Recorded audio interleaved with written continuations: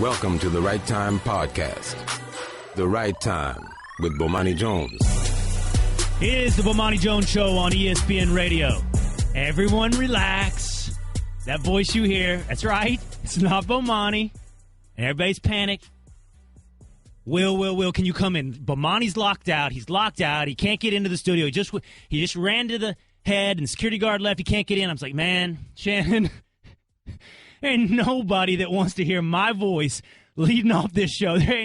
This is the worst scenario you can imagine. What the hell's going on? Whoa, what the hell's going on here? Wait a minute. I see you got back. Hey, what just happened here, Will? Did you just scare the hell out of all my peoples? Yes. Can you imagine the day that you're locked out is the day that Michael Bennett takes a seat, the day where you're on there first after Charlottesville, a year after this Colin Kaepernick guys have guest hosted for you. Couldn't be worse scenario. Yeah, that's what I say. Just like the day I go on vacation, the day the Kaepernick thing happens, you almost set fire to the whole damn show. And here we are a year later about to do it again until you get back in the studio. Yes. The one thing I do want to note, and that is Will Cade, I am Bomani Jones, all that fun stuff. We're presented by Progressive Insurance. Send us a tweet, 1-800-Flowers.com, Twitter feed at Bomani_Jones. I like you a great deal. Like, I met you a couple of times, and I came away like, I really like Will a lot. He's just wrong all the time. All right, I guess. You need people wrong in your life so you can be right? That's how I look at it. That's how I look at you. But I think that's an important distinction to make on this, especially at times as these, although I have no idea what you said about Charlottesville, and I'm somewhat scared to ask. But I do like you a great deal. I figure since we were both here at the same time, I would say that to America before I take my show back, before you burn it down. Well, I appreciate that because you hadn't said it to me before, so now I know too. My bad. I thought you knew. Always remember this. People I don't like, I just don't talk to. Well, look at this. Everybody walks through the hallways, and you know how this is, and they smile at you and tell you did a good show, and they shake your hand, but you don't know really what they're thinking. Yeah, no, that's true. And be clear, I never told you I thought you did a good show. So me telling you that I like you is definitely a thing. But, man, thank you so much for being here to save the day as the day almost needed saving. You got to be nice to me. Otherwise, you get locked out, going to the head again. You never know what's going to happen. Yeah, I got to figure out what I'm going to do the next time. All right, my man, thank you now. 888-729-3776. That is our telephone number. Yes, guys, I've been gone for a while. I am back. I'm not going to be here Thursday. But for now, I am back. I am exhausted. I am tired. I'm beat down. I've been doing all this traveling. And, of course, me being exhausted and beat down falls in line with us having wonderful topics to discuss that are probably not a whole lot of fun. So people hit me up like, yo, man, we can't wait to hear what you got to say about Charlottesville. What you got to say about Charlottesville? And then I came to work like, do I have to talk about Charlottesville? I'm just a little bit tired. Right? Like, I don't enjoy this. I don't enjoy any of this, and it's kind of a weird place to be in, and I guess you can make the argument I position myself to be in this place as it comes, but, like, I don't enjoy this. I don't enjoy going down that road. It winds up being exhausting, and, of course, the part that winds up being exhausting is things that are matters of right and wrong. This isn't, like, it is one, right? Like, I think there's very clear right. I think there's very clear wrong. I'm not in the mood to debate with anybody about what right or wrong is on that. I'm just not. I'm not there. Like, so I was at the National Association of Black Journalists convention this weekend, and there was a presentation, and one was talking about what was going on in Charlottesville, and, like, she was crying as she was talking. Now, at that moment, I wasn't, like, really fully aware of what the deal was. I just knew that there was, the protest that was going on. I wasn't up at that point on the fact that somebody had gotten hit with a car or anything like that. Like, I wasn't there. Like, I just watched a woman, and she was all broken down. And I was just kind of looking at it like I wasn't sure exactly what angle or what part of it had her broken down. Like, I'm not to be all, I'm all for peaceful protest. But, hey, man, a whole bunch of people lied to get together and make all that noise if they want to. Like, that's kind of sort of how it goes. And I am of the sort that is inclined to vehemently defend their right to go ahead and do that. I don't think there's anything else that I'm willing to defend about what went on there. I find, like, the whole point to be somewhat illogical. I found a lot of the response from people who are somewhat important, at least, according to title, to be a bit disappointing. But I just saw that, and I was like, yo, is this where we are? Like, collectively, is this where we are? And to the point where I'm saying, is this where we are? I mean, are we at the point where these cats are showing up with no mask? Like, what? Like, that's the wildest part about this is not even so much the fact that people are willing to do this, is the fact they're willing to do this so fearlessly. Like, I remember when, like, the Black Lives Matter protests and stuff were coming up, people hit me like, yo, man, you gonna go to them? I'm like, man, that place crawling with feds.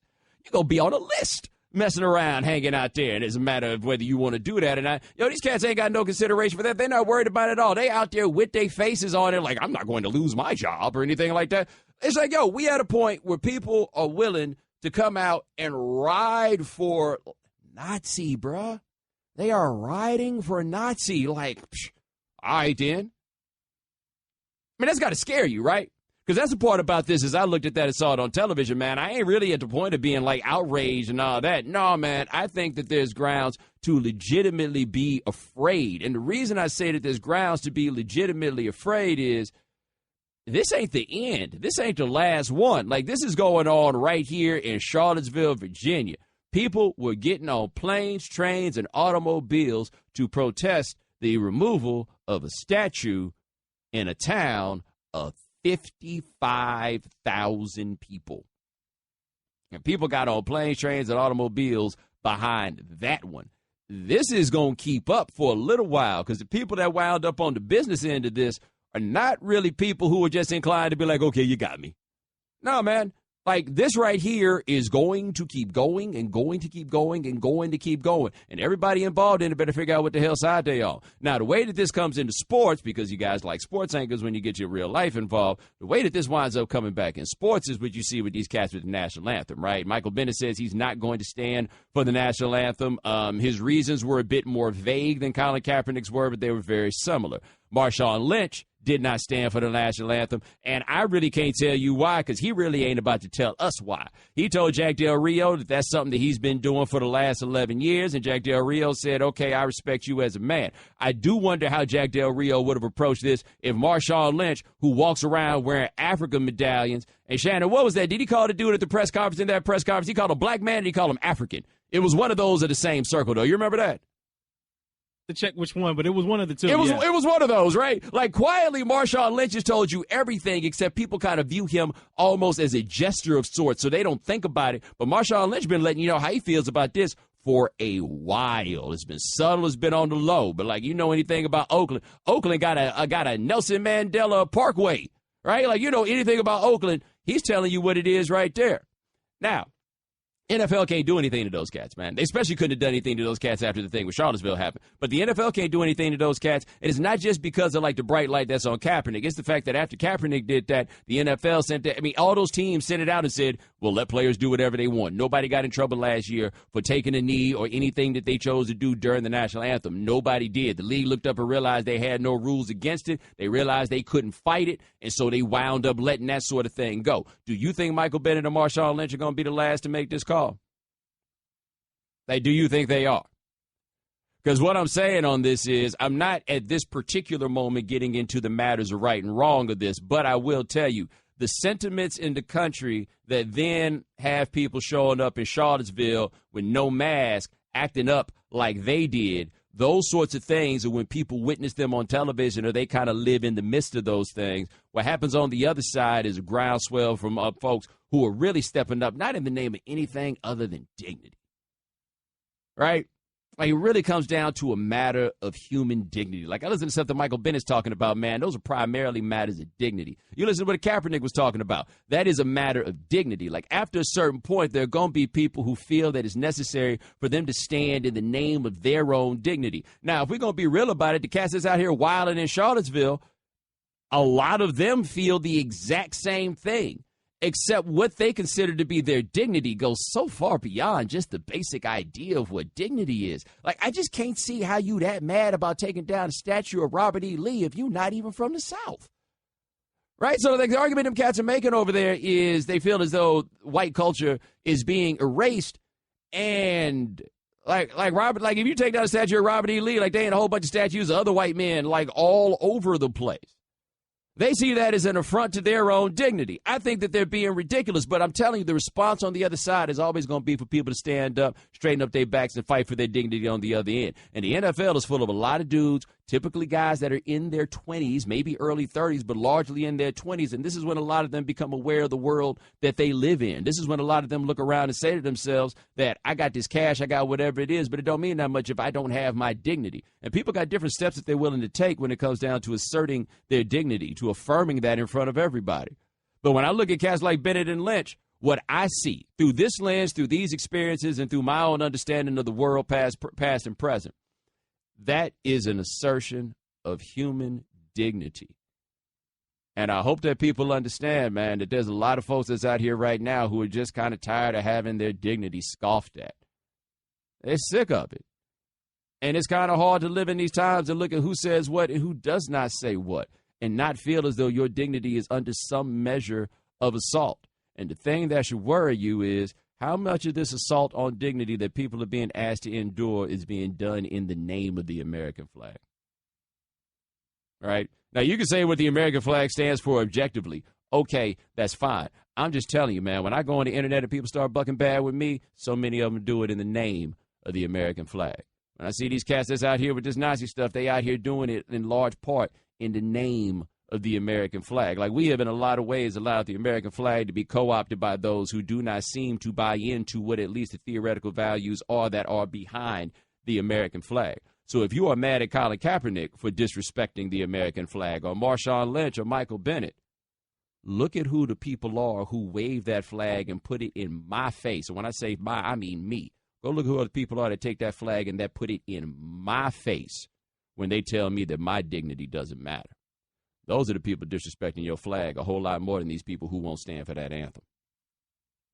All right, 888-729-3776. That's our telephone number. Coming up next, we got your phone calls. Also, how am I supposed to know if the Ezekiel Elliott suspension is fair? Find out what I mean on ESPN Radio, the ESPN app, Sirius XM Channel 80. The Right Time with Bomani Jones. Ladies and gentlemen, welcome back to The Right Time. My name is Bomani Jones. Thanks for listening on ESPN Radio and the ESPN app. We are presented by Progressive Insurance. Robert Klemko of mmqb.com will join us next segment. Robert Klemko will join us at 4:30 Eastern. 888-729-3776. That's our telephone number. And hey, it's time for Straight Talk, brought to you by Straight Talk Wireless. Best phones, best networks, no contract. Speaking of that Straight Talk, Michael Bennett did not stand for the national anthem over the weekend in the Seahawks preseason game. And here he is explaining why he chose to do that.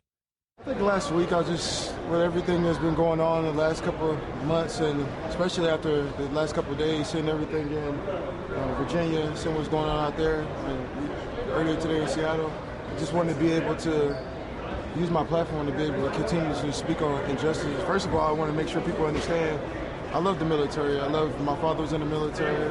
I love hot dogs like any other American. I love football like any other American, but I don't love segregation. I don't love riots. I don't love oppression. I don't love gender slander. And I just want to see people have the equality that they deserve. The only thing about this I wanted to say, I mean, something that I think is interesting here is when I first saw this. So, like Marshawn Lynch, for example, do we even know if it's a protest? Right? So, like with Bennett, we talked about this being characterized as a protest, and it seems from what he's saying is pretty fairly done and such. But is it even a protest? And the reason I asked that question is, so you don't stand for the national anthem. There's a certain expectation that you do, but I always feel like you got the right not to do it. Like, you don't even necessarily need an explanation for why it is that you don't do it. So I remember when I was a kid, when we moved to Texas, that was the first time I've been anywhere where they did the Pledge of Allegiance. And once I found out like what the word pledge meant and allegiance, I was like, hey, I don't know about this, right? As a young child, sensibilities. And I remember at one point I was standing for the Pledge of Allegiance, but I wouldn't say it because the idea of rote ritual just didn't seem to go very far with me, right? I was a different kind of 9-year-old. Anyway, I remember I had a teacher come and talk to me about it, and I eventually, went ahead and did the Pledge of Allegiance because it wasn't that big a deal. But I remember part of why I was like, okay, I don't really have to do this is there's another kid who did not say the Pledge of Allegiance, and he was a Jehovah's Witness. And the lady explained to me that it was okay that he did not say the Pledge of Allegiance because he was a Jehovah's Witness. And I was like, oh, wait a minute, right? Even then, right, I caught something that was interesting, which is, so there are times where you find that it's okay to not pay homage to these symbols, right? It was okay in his case because it was in the name of some religious sort of allegiance. Now, that got me to thinking now about what's happening with Bennett, Marshawn Lynch, and all this, right? So Marshawn Lynch is never going to explain to you why it is that he's not standing for the national anthem because he doesn't do things like that, right? Like, he's never going to explain to you what it is. Since he's never going to explain it, I think people are ultimately going to get over it and let that thing ride. right? Because that made me think about what's going on with Kaepernick. Is the issue with Kaepernick even necessarily that he did not stand for the anthem, or is it specifically why he did not stand for the anthem? And see, to me, that's a very crucial distinction, because you have so many people who have made the whole, disrespect to the military argument as though the military, owns the flag or something like that. Literally, it is their own thing, right? Marshawn Lynch will do it, not stand for the anthem, and give you no explanation. And people have no option, really, other than to just let it go. Colin Kaepernick can tell you exactly what it is, and now all of a sudden we got people mad, and now you got people saying, is this the right kind of protest, or what else are you going to do other than protest? And the man put all the money down, and then it became everything else, and so forth and so on. The strange moral of the story here is, if you have no reason for ignoring the national anthem, people are more okay with that than if your reason is, I feel like America needs to treat people better. All right, now I understand that my analysis here is somewhat crude, is less than scientific, but I feel like we got enough there that at the very least that you got to ask that question, right? If you disregard the national anthem for no reason at all, does it go over better with people than if you do it with a pretty damn good cause? Think about what that means. 888-729-3776. That is our telephone number. Let's hit the phone talk to Donald in Michigan. Donald, thanks for calling the right time. Hey, how we doing? First time caller. Thank you, man. Yeah, hey, you talk about dignity. We all have dignity, I hope. We're living in a time when I'm not really too sure. Dignity is the thing that people are understanding, but it's dignity and common sense. Now, you just touched on a little bit about Kaepernick and some of these other folks that are not standing up for the flag. And you had mentioned that that the military doesn't own the flag. No, but it's the land and the freedom and the opportunity. Now, I watch your show, and I really dig what you're doing, but and this isn't to be an argument, but what it is we all have our lives. I don't like a lot of things, but I do them because it's the right thing to do. And, I'm trying to understand where you're at, and, we're not going to go to wars, but, we got to look at the other side. Hold on. When you say the other side here, the other side of what? Those people that are protesting. Now, I don't know a lot about. Whoa! Hold on, buddy. Did you just tell me I got to look at the other side on neo-Nazis? No. I'm saying you and I, have to look at the other side. Say like those white supremacists that was up there trying to protect some of these monuments that's been up there for generations. Now, generations, we're talking 500-600 years ago, you and I were not even thought about. But the wars were fought, and I got it. It wasn't our land, brother. I know that. I'm Mexican. I know about the Indian plight. I know about the Alaskan plight. I was there. Over in Alaska for certain years. But that wasn't my war. That was not my battle. But what I know is these folks that are out there trying to protect something that I don't know anything about, but yet there was something that spurred it. Some dude from Ohio came through, and now we got where we're at. Dude, I gave you every chance I could for you to make sense, and it never happened. Thank you for calling. Shannon, you did tell me I got to go to the other side on neo-Nazis, didn't he? Where he was going, yeah. Okay, just making sure I wasn't crazy. Whew. Straight Talk Wireless, nationwide coverage on America's largest and most dependable 4G LTE networks. Come on, computer. 888-729-3776. That's our telephone number. Coming up next. So why are Bennett and Lynch protesting, and why do people get so mad at it? We'll talk to Robert Klemko of MMQB.com on ESPN Radio, the ESPN app, Sirius XM Channel 80.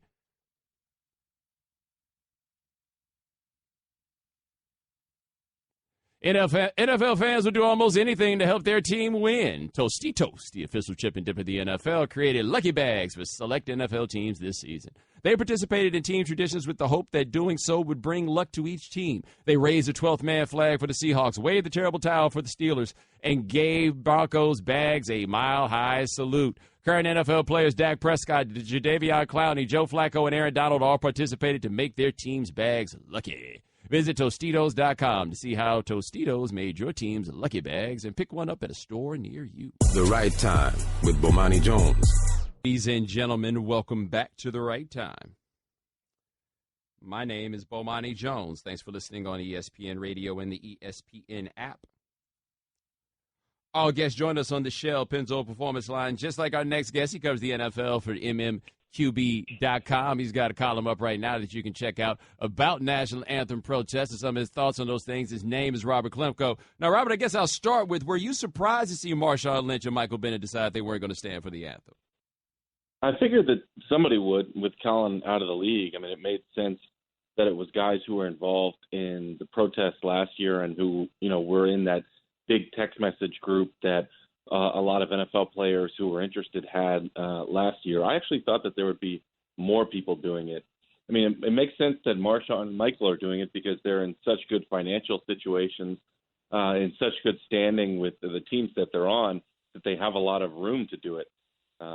I guess I would have been shocked if it was a player that was in Colin's situation, in the final year of a contract with a lot to prove.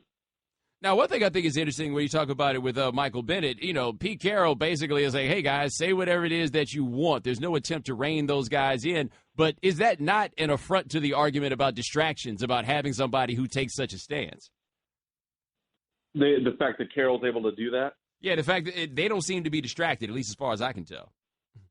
Yeah, I mean, you talk about the Seattle Seahawks and the New England Patriots, and they're at completely different ends of the spectrum. But the one thing that they have in common is that their success allows them to do things differently than everybody else. Pete has chosen to tell all of his guys and to go and get guys who are open to doing this sort of thing, who, have this kind of these kind of personal interests and are willing to express them. And I think sometimes that comes back to bite Pete and the team in the butt. I mean, you look at what Seth Wickersham wrote for ESPN about these Seattle Seahawks and how it's been very difficult to get over that interception at the goal line in the Super Bowl 3 years ago. Well, I think that's a byproduct of having a team with such strong personalities where guys are encouraged to express themselves. So there's two sides to the coin. Most coaches would not put up with players still harping on a play that happened 2 years ago in the Super Bowl, and most coaches would not put up with players protesting the anthem. But I think Pete does, because he knows that if he gives them that kind of freedom, he can have the most talented players and players that, that when things are going really well, work really well together. All right, we're talking to Robert Klemko of MMQB.com here on The Right Time. So why do you think so many people make this correlation between the protest of the national anthem and the disrespect of the military? That's one thing I don't understand. But I do know that in 2001, just as a fan going to sporting events, between 2000 and 2001, I mean, a lot changed in the NFL with the celebration of the anthem. That's when you started to see the enormous American flag.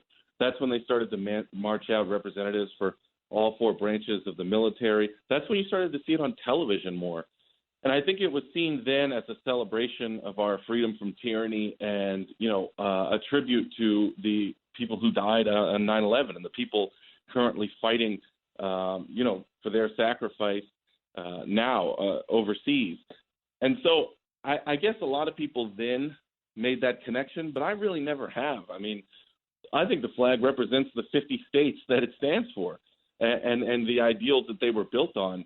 And I admire Michael Bennett and Marshawn Lynch and Colin Kaepernick for not being willing to stand while those ideals are being trampled on. Now, you wrote in your column, you said sports is supposed to be a relaxing escape, not a political exercise, but that is an argument that is often made on the other side. What do you think when you hear people say that? I don't know. I think it's bull. I mean, I think when you buy a jersey, it doesn't give you – so you don't sign some sort of contract with the player that says that player can never betray your political beliefs. You're a fan of a team which is made up of 53 men, and you can't ask each of them to just leave politics out of their lives and not stand up for things they don't believe in just because, they play a sport. I think what is at the root of that argument is this idea that these men are only good for sports and that they were shepherded through high school and college and the pros, and they have no real perspective on the world and politics. But I think it's just the opposite. I mean, I've talked to hundreds of NFL players and often come away with a new perspective on issues that have nothing to do with football. A lot of these guys have lived all over the country. They've gone from being the poorest of the poor to being part of an elite group in a college, and they've seen their friends who have made that ascension get hurt and then get dropped right off the bandwagon. They're in a locker room with 53 guys, 90 at this point, that come from extremely diverse backgrounds. They work with these guys. They live with these guys. They learn to love a lot of these guys. So all the NFL players that I've talked to have had unique, understanding of politics and culture in the United States, not a limited one. And, I guess people, the divisive locker room argument often comes up. You're around a lot of these locker rooms. Have you heard of any situation where an idea of politics has actually been something that could split up a football team? I think during the Trump election, a lot of teams had to stop talking about it, and teams that might have had CNN on in the locker room definitely turned that off. I know the Broncos had CNN on at some point in years past, and that wasn't the case last year. So I think that there are teams and players that were really weary of, specifically this election tearing people apart. But I don't know that it's ever translated into, losses on the football field where you would have had wins.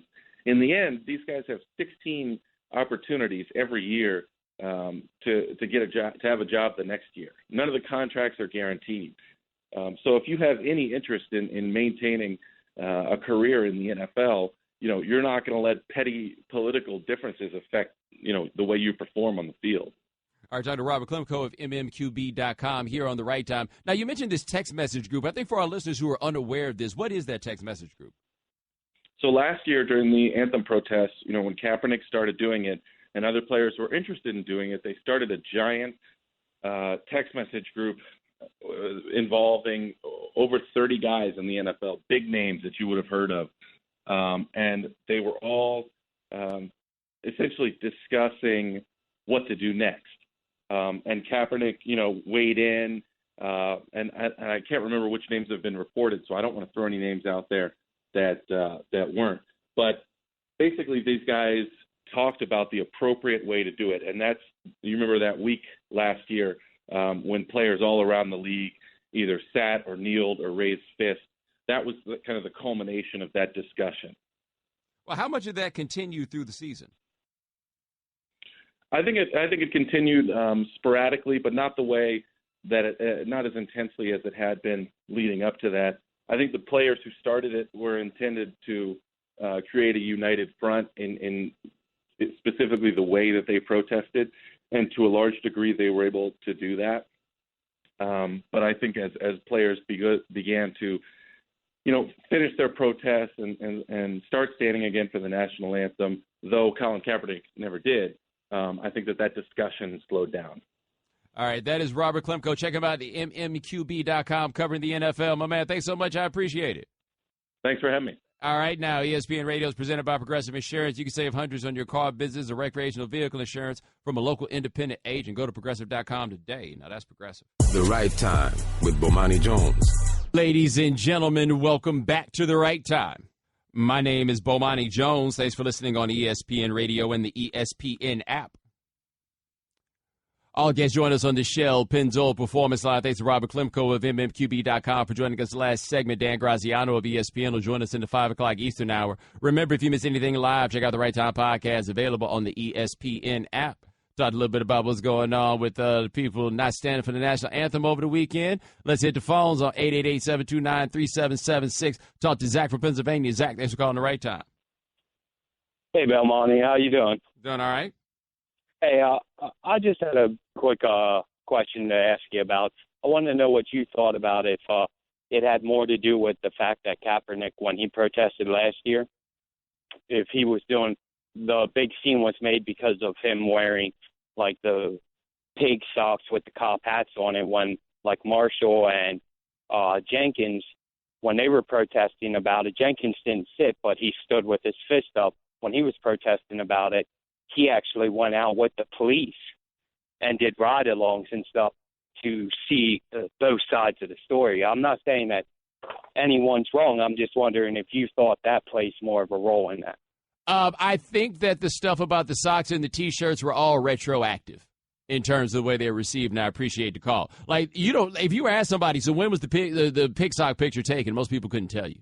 Right? Now, the T-shirt, Shannon, he wore that the day of that game, right? The one with the first one that we noticed that he didn't stand for the anthem. I think that was the day he was wearing that. I believe so, yeah. But even then, people didn't recognize what it was until after. Never forget, a whole room of media dudes didn't peep it at the time that it had happened at all, right? So, no, I don't think that those things are the reason. All right, 888-729-3776. Let's have a little fun. And nothing's more fun than college students getting caught doing stupid college student things. 7 players for the University of Florida, including Antonio Callaway, will be suspended for their game against Michigan because these cats tried to run the okie doke. Which okie doke did they try to run? So apparently they get like their scholarship money onto their student IDs, right? They get some money to go buy books and stuff. So these cats were like, all right, here's what we gonna do. Reportedly, by the way. Here's what we gonna do. We gonna go in and we gonna buy stuff on the card, and then we gonna sell the stuff, and then we gonna say our cards got stolen. For those of you who enjoy rap music, basically the second verse to Dead Prez's Hell Yeah, they did this in real life. Now, you'd rather them do the second verse in Hell Yeah than the first verse, which involved robbing the pizza man. But they did the second verse in Hell Yeah, and then they wound up getting caught, and now the dudes are suspended. And I got to say, I'm actually kind of surprised they're not arrested, because this is like, that's fraud. Like, there's really no way around that. That is fraud. Here is my question for the 7 young men that play for Florida. And, Shannon, you tell me if I'm tripping, okay? Did they expect us to believe that all 7 of them had their cars stolen? Right, like all of them. Like, it just so happened that it was all of them. Right. Did y'all all get robbed at the same time? Did y'all all leave y'all's cards in y'all's pants before y'all jumped in the swimming pool? How was it that all 7 of you got your car stolen? All 7. Shannon, what do you think how many guys came in and said my car got stolen? When do you think the red flag went off? When they were like, wait a minute, I think it's a hustle. At least after the third person, they were like, wait a minute. Well, I feel like after the second person, they were like, hold on, let's see how this goes. And then the third person came. Honestly, if you were the 7th person, they should kick you off the team because you're the dumbest dude in the world. Like, at some point, y'all had to realize, okay, I feel like maybe we go into the well just a little too much. Right? Maybe, just maybe, this is not the way for us to try to do this. And they all wound up getting caught. And I bet you, one of them tried to come up with, they did get stolen. Yeah. Because, somebody got to fight that lie. One of those dudes is like, yo, they got us. I can't come up with a story. No. That's like me. Shannon, remember when they told me I wasn't Charles Greer? I wasn't Charles Greer. I didn't have no story. My homeboy, on the other hand, was like, I ain't gonna let that stop me.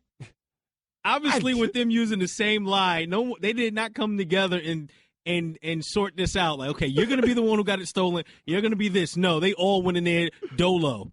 With the same lie. They all had the same lie. Come on, man. Y'all got to do better than this. Y'all have to do better than this. I would tell you the greatest scam I ever pulled in college, but the last time I told y'all about my quasi-legal shenanigans, people said that I was making black people look bad. Was that when you were stealing spices? I feel like steal is a bit dramatic. Borrowing spices? How about shoplifting? Right? Doesn't shoplifting feel more delicate than stealing? Right? Doesn't it? I was 19, 18. It was a long time ago. It was almost 20 years ago. I never did anything like this. Like this one, no. I never tried to do anything involving no, like, credit card scam. Because this is basically what this is a credit card scam. Also worth noting, if I could quote the great philosopher Robbie Robertson of the band, don't hand me nothing I can't hold or nothing I can't give away. Which is to say that the NCAA would have had a problem just with selling the stuff. Right? Like, just for selling the stuff. That would have been the problem. I also want to know, now, Shannon, didn't they say they was buying electronics? They did. Has the campus bookstore, like, really come up since I was in school? Only so, man. It's been a while. I'm sure they got all the new hotness. I need to see what the merchandise was. Like, can you buy a flat screen at the bookstore now? If so, man, I went to college at the wrong time. I also feel like if you don't want cats buying stuff they're not supposed to, you should have it on the card. You can't buy a flat screen with your scholarship money. Just a thought. All right, 888-729-3776. That is our telephone number. Coming up next, Ezekiel Elliott got a 6-game suspension from the NFL. Will it stick? Should it stick? ESPN Radio. Thanks for listening to the Right Time Podcast. Please come back tomorrow for more. And don't forget to listen to The Right Time with Bomani Jones from 4 p.m. to 7 Eastern on ESPN Radio and the ESPN app. Okay, keep your eyes closed. Okay. I want to show you my first ever painting. All right. Okay. Open your eyes. Oh, that's a lot of colors and shapes. So be honest. What do you think? Well, I like how if you switch to Geico, you could save hundreds of dollars on car insurance. Oh, yeah, that's true. Yeah. Here, why don't I hold your paintbrush while you call them? Geico, because saving 15% or more on car insurance is always a great answer. Welcome to the Right Time Podcast. The Right Time with Bomani Jones. Ladies and gentlemen, welcome to The Right Time. My name is Bomani Jones. Thanks for listening on ESPN Radio and the ESPN app. We are presented by Progressive Insurance. You can send us a tweet at the 1-800-Flowers.com Twitter feed. That is at Bomani_Jones. All right. Ezekiel Elliott suspended 6 games. The NFL put out a memo. They made people accessible to talk about why it is that they decided that this would be the time that the minimum suspension for domestic violence, which was 6 games, would actually be enacted. I'm not sure Roger Goodell knows what the word minimum means. It's got 3 syllables. It's got 3 M's. I know having to say all those M's can be confusing for people, but now, this is the first time that the minimum has actually been applied. Elliott is going to appeal. Elliott's daddy got on the Twitter and made part of the case they're going to use in the appeal, including that the alleged victim, and I guess I kind of still have to say alleged victim because this didn't go through in court, right? Don't want to get sued. The alleged victim, according to Ezekiel Elliott's daddy, hit him up and said that no one will believe him and they will believe her because she was a white woman. This is where this thing has gone.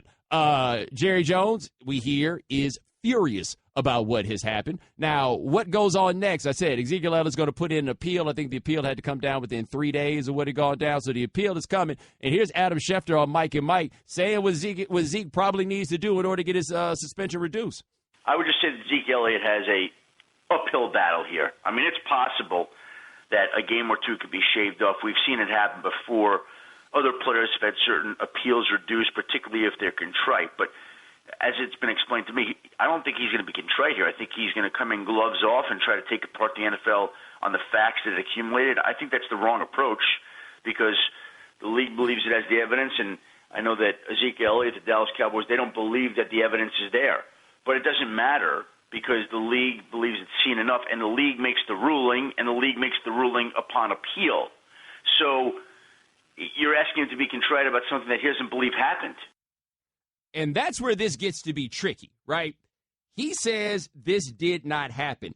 None of us really have any way of knowing whether or not it did. There is an accuser. She says this happened. The league believes that her story is the one that is true. They believe that Ezekiel Elliott is not telling the truth.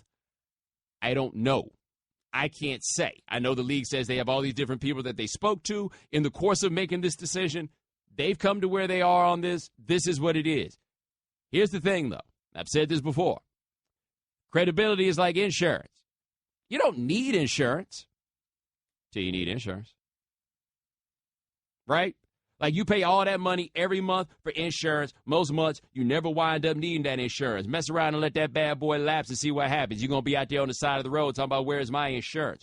That's how credibility is, and the NFL does not have credibility. On these matters, they have been so bad for so long that I cannot simply trust the NFL's word on this, even on a matter where we have asked the NFL to be more stringent. We've asked them to be more strident about these things. I have no idea if they're doing this right because they are not to be trusted. This is a point that Dominique Foxworth made on the Morning Roast this weekend.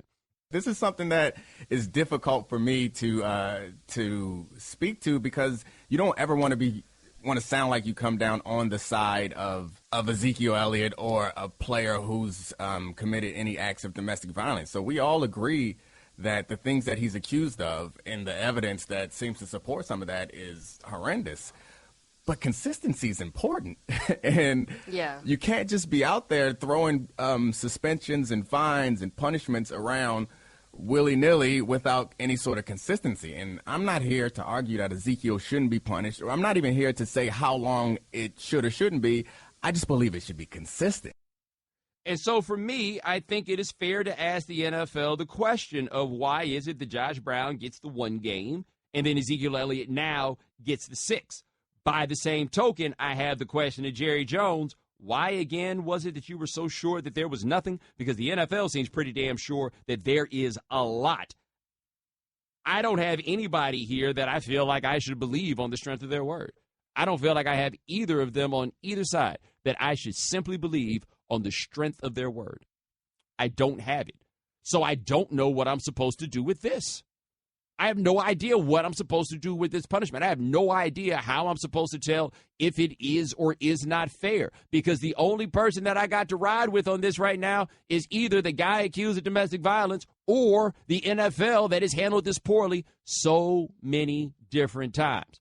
All that being said, while I do have the questions about the credibility on the side of the NFL, I'll say this about Ezekiel Elliott. If you are lying, you are a lowlife. Period. Like, if you are lying and you are going to push this lie that far, and you got your daddy out here lying for you, you got Jerry Jones out here carrying your story. If you are lying, you are the lowest of lowlifes. There's no way around this. Like, the suspension here has come, and I understand that it might be really, really difficult if you've committed such an act to come in front of everybody and say, I committed that act.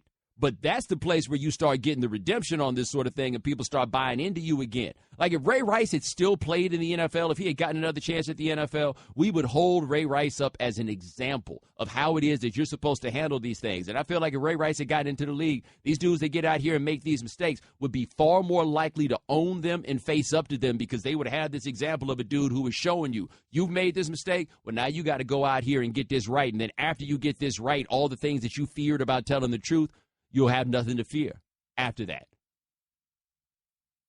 If you did this, man, you got to own it. And if this goes to some level of appeal and we get more and more reporting that comes out of this that winds up making you look worse, you know how much money you're going to cost yourself down the line? Like, do you realize how much? And you're like, money is not the biggest thing. No, it is absolutely not the biggest thing in the world. But I can't figure out any other reason there is for him to carry this lie if it is a lie. So, yeah, because of the NFL and their lack of credibility, I am willing to entertain the possibility somewhat that he might be telling the truth. I am willing to do that. I don't really apologize for that, because I feel like the NFL has put me in that situation. But if he is lying about this, and not just lying, but lying and got all these other people carrying his water as he tells this lie, then I can't think of – it's hard to think of people who are much farther down than that, right, who are less worthy of our basic respect than that. I would also like to know, by the way, whether or not Zeke committed that act of domestic violence, he absolutely should have been suspended for taking that woman's top off at the parade.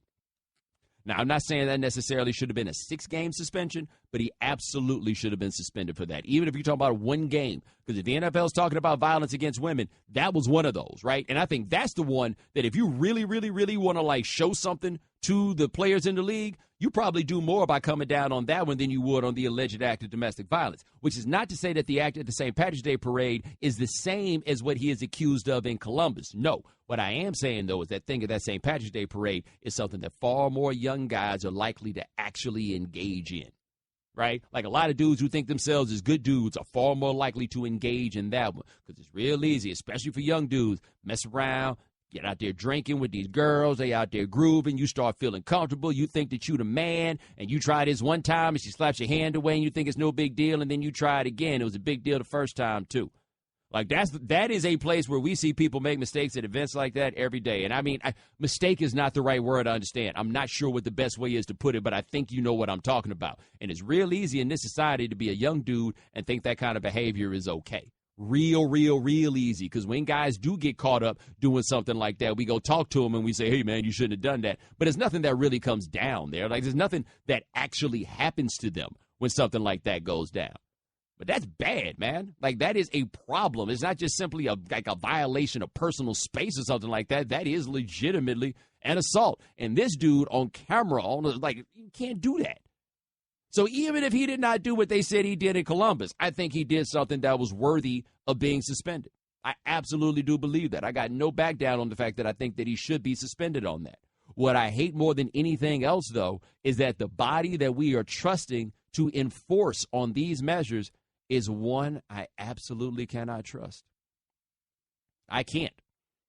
So Zeke Elliott might have done something horrible. There is reason to believe that he did something horrible. I mean, you have to raise the fair question. Where did the woman get the bruises from that she sent the pictures of, right? Where did that happen if it was not from Zeke? So there's a good chance he did something horrible. But right now, the only person's word I got to rock with on that is Raj and a woman who accused him and who acknowledged telling some lies in the course of this. And that acknowledgement comes from the NFL. They acknowledged that she told some lies in the course of this. So, no, I have no idea who it is that I'm supposed to believe. And I blame the NFL for that because I'm supposed to be able to trust you. I don't expect to be able to trust Zeke on this matter. I'm supposed to be able to trust you because you're the body that we deal with consistently. We're supposed to be able to trust you. We're supposed to be able to trust you, your processes, and the man that's at the front of this operation. And I don't trust any of them. And this is on something that you say as a league is very, very important to you. Just explain to me how this one was 6 and the others were not. Just let me know. And if you're on Zeke's side, if we find out that y'all are lying, go away, never come back. That goes for Zeke, that goes for Jerry, and anybody else that's carrying his story.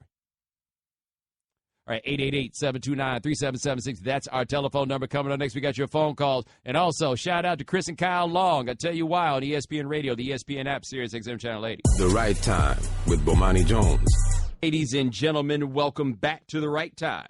My name is Bomani Jones. Thanks for listening on ESPN Radio and the ESPN app. We are presented by Progressive Insurance. Dan Graziano of ESPN will join us next segment. Dan Graziano will join us at 5:30 Eastern. Talk about the chances of Zeke Elliott's suspension getting reduced.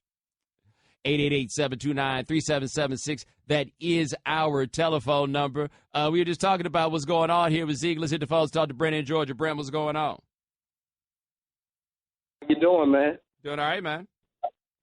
Man, it's so good to hear from you. I kind of have a problem with this suspension because if I'm to believe what's going on now, the NFL suspends him for 6 games. Now, Ezekiel Elliott, I don't know if he did it or not, but the fact is the police didn't find enough evidence to charge him. I'm not saying I'm on his side, but when you have people who've actually been charged with things, convicted of things, and they only get 1 or 2 games, and this is the leg that you choose to stand on with Ezekiel Elliott when the police said there's no evidence, you look stupid. No, I think you're right. And see, this is where it gets tricky. And, Brent, I appreciate the call. Where this gets tricky for the league is I do not generally buy the argument that, well, the court said that nothing happened. We asked for the NFL to do more on top of the courts, in part because we understand the limitations of the court system in matters such as these, right? People demanded more than the legal standard, right? You know who else never been, what's his name? Pac-Man Jones never got convicted of anything, as I recall, right? That's where we were, right? We asked for the league to do more. But on this one, right, where guys wound up facing charges and the likes, and then the NFL gave them lesser suspensions, and then Zeke got 6. Why?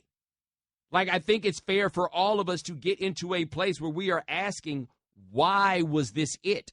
And I don't really feel like the answer as of now has been satisfactory. But that's what happens when you don't have credibility. All right, 888-729-3776. Let's go to Scott. Scott, thanks for calling The Right Time. Hey, man. How are you, man? Doing all right. I think there's something else behind this because she's showing she's got her evidence, but now he says he didn't do it. Where's his evidence at? And if he had someone there that's seen it for him, then why won't they stand up for him instead of letting him do this? You know, instead of having his dad come out and everybody else come out for him. Now, I think that that's a fair one, and I appreciate the call. The only tricky thing is, how do you affirm a negative, right? Like, how do you prove you did not do something? I don't have an answer for you on what you're supposed to do. But I do think this, on his end, he's going to need to come with more than he's got if he's going to come out here on the I Didn't Do It program. Because what my man Bill Withers say, don't do too much good to be talking, brother, when ain't nobody listening. All right, 888-729-3776. That is our telephone number. We talked a little bit about what was going on in Charlottesville. Chris and Kyle Long, the Scions. Is that the right? Isn't that Scion? Isn't it the word, Shannon? When they sons? Scion. That's not right. Sure. Yeah, absolutely. Yeah. Hit the dictionary for me on that. Anyway, they're Howie Long's kids. Over the weekend, before the Eagles preseason game, Chris Long had something to say about what's going on in Charlottesville, which is those two young men's hometown. Here's what he had to say. People can have the worst opinion in the world, but, America's founded on giving the opportunity for free speech. But, I do think it's despicable. And at the same time, it's hard not to get angry. I don't know if that's what the point of those rallies is, to piss everybody off, but certainly you see it and you're just angry. Scion was correct, by the way. Scion. That was correct. Now, here's his brother Kyle talking about it doesn't really matter where these things happen. It's just all bad. Regardless of where it's happening, injustice in the world we live in is, in any place, is injustice to humanity, and it's a threat to the freedoms we have. Obviously, it's a small percentage of people involved who are blatantly in the wrong, and we need to do our best as good folks and, continue to outnumber and express our opinions and act accordingly when given the opportunity to.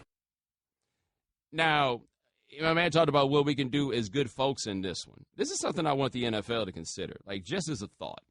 And I am not necessarily equating what happened in Charlottesville and the views that to which those people subscribe to, like, everyone who disagrees with this whole Kaepernick, what he's done. I'm not equating that necessarily. However, I feel like this league repeatedly has demonstrated that they are more concerned with hurting the feelings of those who are not quite as bothered by Charlottesville and the rest of us at the expense of others. And I think it's a fair point to wind up making. So, let me give you an example here. And, it kind of ties into this network, but it's whatever, right? Hank Williams Jr. is coming back.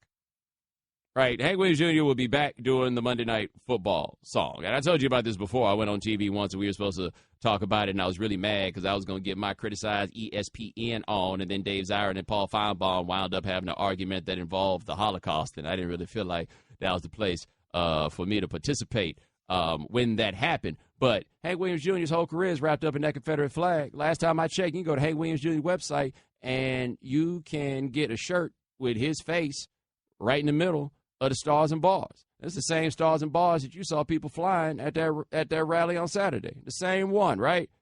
Now, I find all things associated with the stars and bars to be offensive, right? And I don't think there's any way for me to view it other than to be offended by it. But ain't nobody worried about offending me. Nobody's worried about offending me at all, right? They're not. They're not. With Kaepernick, the argument that so many people make is we had John Mara say this. We got so many phone calls with so many people who did not want him here. And I'm like, why is it that you don't want him here, number one? But number two, you tell me it's the only time anybody ever calls you? You think it's the only time anybody's ever mad at you or anything? Why are you so concerned with those people being mad or those people having their feelings hurt? And so, I watched the thing that went on in Charlottesville, and what was crazy to me is, honestly, the level of respect that was supposedly shown to the fact that these guys get to express how they feel. No matter how vitriolic it is, what they feel is, it doesn't matter. It doesn't matter how poisonous what they feel is. There's a lot more concern with those guys having their right to express how they feel than it is going in the other direction. And look, I'm one of those people that says, hey, you kind of got to let them march. You can't let them run cars into people, but you kind of got to let them say whatever their piece is. I don't feel like them folks are saying the same thing on the other side. And I feel like when it comes down to it, whose feelings are people more worried about hurting?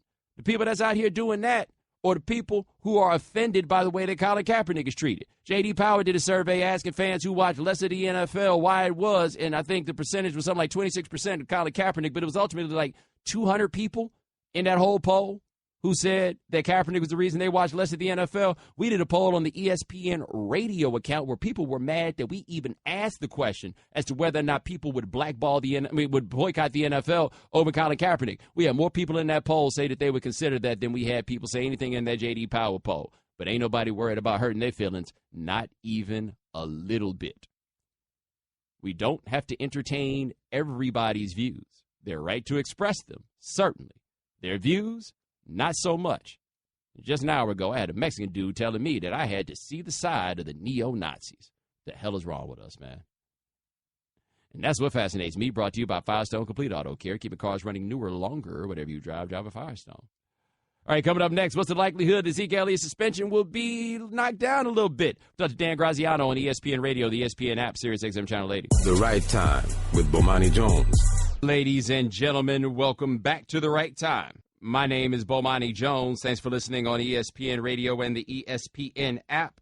Our guest joined us on the Shell Pennzoil Performance Line, just like our next guest. He covers the NFL for us here at ESPN. His name is Dan Graziano. Now, Dan, let me get this straight. You flew to Fort Lauderdale and did a 13-day road trip that took you to places as far-flung as Miami, Houston, and then all the way back to New York. Have you already put in for your mileage? No, not yet. I haven't done that expense report yet, Bomani. It's intimidating, and I need to sit with it for a day and make sure I got everything in order. I haven't had the confidence to go to that expense report right now and start hacking away at it, but I will. You're a soldier for hacking away at the drive. Like, that's where I'm like, I can't imagine. I like the drive, though. I mean, the drive is nice. You know, you get a little time to yourself. You get to collect your thoughts, plan your interviews for the next day. I'm all right. The longest drive was about 5 hours from Jacksonville to Atlanta. Otherwise, it was some 2s, some 3s, maybe a 4 here and there, but it was fine. It was a good trip. I got a lot done 13 days. And you learned the most exciting thing between Jacksonville and Atlanta is 285, letting you know that you have gotten to Atlanta. We are talking to Dan Graziano of ESPN. Now, I wanted to ask you first about the Zeke Elliott suspension. He's been suspended for 6 games. What do you think the likelihood is that suspension is reduced? I don't think it's very likely. I think the NFL spent that much time on the investigation because they wanted to be confident once they reached a conclusion. I also think that you'd have to come with some new evidence. And if Ezekiel Elliott's side had any evidence that the NFL doesn't already have, then I guess my question would be, what have they been doing with it? Because, it's a 14-month investigation. You would think you'd have time to present everything. So I would be surprised if it was reduced on appeal. I think I'm more interested to see what the legal avenues are available for Ezekiel Elliott and or the Cowboys should they decide to pursue some. But I would be surprised if it was reduced on appeal. Well, have you been surprised that the Cowboys and Zeke have been so strident, given, as you said, if there was other evidence, it probably should have come up by now? Yeah, but, I mean, what are they going to say? I mean, they've been determined all along that there was nothing, that they wouldn't find anything. The case in Columbus was, they weren't able to prosecute it because they didn't feel like they could prove it with the evidence they have. Doesn't mean they don't have any evidence. It just meant that they decided they didn't have enough to prove it in a court of law. I think the Cowboys and Ezekiel Elliott hung their hat on that, either willfully or ignorantly ignoring the fact that the NFL doesn't have to meet the same standard of proof as a court of law does to impose discipline. So, I think the most interesting comments to me were Jason Witten's. And Jason Witten has had domestic violence has been a presence in his life, and he's got a foundation that works for the awareness and prevention of it. And his comments were it kind of agonizing. Like he's saying, look, I mean, if this guy did what they're saying he did, then it's hard for me to reconcile that with what I believe and what my standard is. He said, but, then he's also my teammate, and I got to support him, help him work through it, and at the same time, keep my standard for this. So it's a complex issue because we look at it from the standpoint of the Cowboys and Ezekiel Elliott, how will they weather his absence? But, if there was domestic violence committed upon a woman by an NFL player, then the league has the absolute responsibility to act, whether the Columbus prosecutor could prove it in a court of law or not. If they're convinced it happened, then, that's not to be forgotten in all this. All right, we're talking to Dan Graziano of ESPN here on The Right Time. Switching gears a little bit, we got Cam Newton and Andrew Luck. Both of them hurt, toward the end of last year, had surgeries on their arms. Which one do you think is more likely to start week 1? It sounds like Cam at this point. He's done more throwing than Luck has, and they seem to have an idea that he'll be okay for week 1. Luck, you see the noise being made out there, Irsay even saying he might not be ready for week 1. I think all along with Luck, the idea has been get him on a throwing program and see how he responds to each stage of it. And if he's not ready for week 1, they're not going to push him to be ready for week 1 because that would risk a more significant injury. So I think all along the Panthers have been confident Newton would be ready for week 1, whereas the Colts have kind of been holding out the possibility privately until now that Luck might not. So I guess I would go with Cam. But again, this is recovery from shoulder surgery. So every step of the recovery, you have to assess how the player feels after that next step. So once he starts throwing, once he escalates his throwing, how does he respond to it? You can set a timetable, but you have to be flexible and allow for the possibility of setbacks or even just kind of soreness that requires you to back off. Now, have the Colts been surprised at all that there's mystery still as to whether or not he'll be ready for week 1? No, I think that all along what we were hearing there was that they didn't want to set a timetable because they didn't want to raise expectations and then fail to meet them. So publicly they haven't wanted to say much, but I've been given no indication that anything is happening that surprises them in terms of his recovery. It's a complicated thing he had done. It takes a while to recover, and their mission is not to get him back quickly. It's to get him back all the way healed. And if that means week 2 or 3 instead of week 1, I think they're willing to bite that bullet to make sure to have him for the bulk of the season as opposed to rushing him and then having him miss a couple of months. All right, we're talking to Dan Graziano of ESPN here on The Right Time. The Bills traded Sammy Watkins to the Rams. Yeah. Do you think that was more about Sammy Watkins and his body being traded to the Rams, or are the Bills just deciding they're not going to win much this year? I think that was about the second-round pick the Rams included in the deal. The Bills are under new management, new coach, new GM, and clearly, based on the moves they've made, that they're not a group of people that's happy with the roster they inherited. So, Watkins, great player when he's on the field, but we all know he's not on the field enough. Anybody that's had him in fantasy football knows he's not on the field enough. It's an easy thing to figure out. 1 year left on the deal. I guess they figured their chances of signing him back next year aren't going to be damaged by trading him necessarily. So if they want him for next year, they can go get him if he comes off a big year with L.A. But you get the second-round pick. They also got a third-round pick along with Jordan Matthews in their trade with the Eagles for Ronald Darby. So now you're the Bills. You have 6 picks in the first 3 rounds, to build your team with, and your new GM and a new coach, first time for both guys. So I think that's what it was about, trying to amass picks. They downgraded receiver. They downgraded cornerback. It feels like everyone's decided to hand the Patriots the AFC East before the season starts. I think the Bills are thinking big picture, and I think it's about those picks. All right, Dr. Dan Graziano of ESPN here on The Right Time. Now, you visited with the Houston Texans. Is there any chance that Deshaun Watson is not the starting quarterback week 1? Yeah, because, they really like Watson, and it's possible he wins the job and starts week 1, but it's not to be understated that they also like Tom Savage. DeAndre Hopkins, I was talking to him, and he said, look, I put my stamp on Tom Savage. I played with more quarterbacks in my first 4 years than anyone ever has, and I know quarterbacks, and this guy we can win with this guy. So, and Bill O'Brien feels the same way, even as he praises Watson in one breath. Savage is a guy that they think can be their starter. Unless he goes out and starts turning it over, or unless Watson goes, nuts and makes the decision easy, I think there's a decent chance that they open the season with Savage. I'm not saying he's their starter all year. I think Watson probably gets the job at some point, if not prior to week 1. But I don't underestimate how much they actually do like Tom Savage there. And if they feel like Watson still has more to learn as of week 1, they're confident that Savage can run their offense the way they need to win with a run game and defense.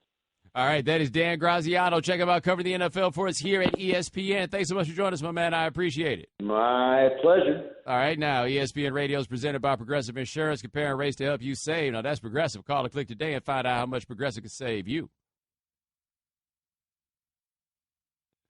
Like I've been telling you for a while, if you travel for business, stop wasting time pricing your flights and hotels at the same old sites you used to go to. The only site you need is Upside.com. It's quick and easy for Upside to show you the exact flights you're looking for in the big-name hotels you want to stay at. You can buy them separately or bundle them together. The more you bundle, the more you save, the bigger the gift cards you receive to places like Amazon.com every time you buy a business travel package using Upside. Their concierge level of service is second to none. You get the VIP treatment while still paying low prices.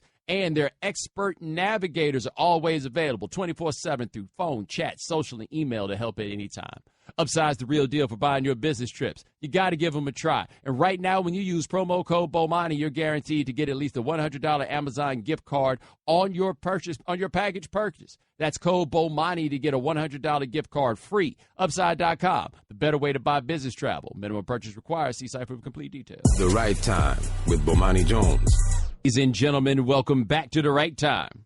My name is Bomani Jones. Thanks for listening on ESPN Radio and the ESPN app. Our guest joined us on the Shell Penzo Performance Line. Thanks to Dan Graziano of ESPN for joining us last segment. Pablo Torre will be hanging out with me in the 6 o'clock Eastern hour. Pablo Torre will be joining us next segment. Nothing makes a summer birthday or anniversary more magical than 1-800-Flowers.com. Right now, when you order a dozen multicolored roses for only $29.99, you get another dozen absolutely free. Go to 1-800-Flowers.com/ESPN. Of course, while I was out, Zebo got arrested for holding a couple pounds. That's the kind of thing that people turn to me for. And I got to say, I appreciate the fact that you turn to me for things like that. I'd rather you turn to me for things like that than Charlottesville. Charlottesville, all kind of stress. Zebo get busted with a couple pounds, and it's a good chance that we got laughs. Except I heard it, and I actually didn't think that it was time for laughs. Here's why. Zach Randolph, if I'm not mistaken, has been in the NBA for 16 years. He's going into his 17th season. And you know what Zach Randolph is? He is the last man standing from pre-dress code NBA.